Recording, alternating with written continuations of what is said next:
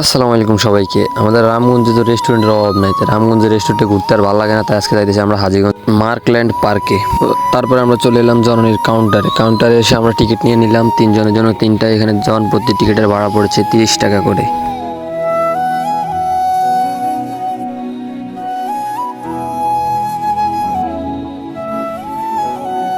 তারপরে যাইতে যাইতে দেখি ওই আমার লগে যারা ছিল তারা তো পুরো ঘুমিয়ে পড়ছে, বাসের মধ্যে এত বাতাসের ঠেলায় ঘুমিয়েই পড়ছে।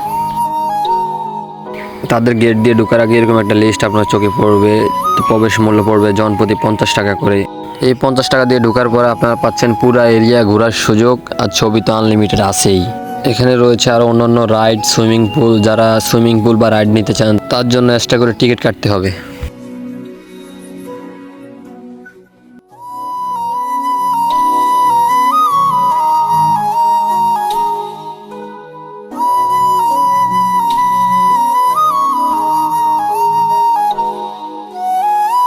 এখানে আমরা হালকা পাতলা কিছু ভিডিও করতেছি আর শয়তানি করতে।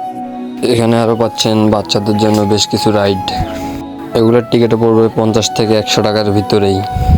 আরও আছে ছবি তোলার জন্য, ভিডিও করার জন্য বেশ কিছু প্লেস। ভিডিওটা ভালো লাগলে লাইক, কমেন্ট অ্যান্ড শেয়ার করে দিবেন।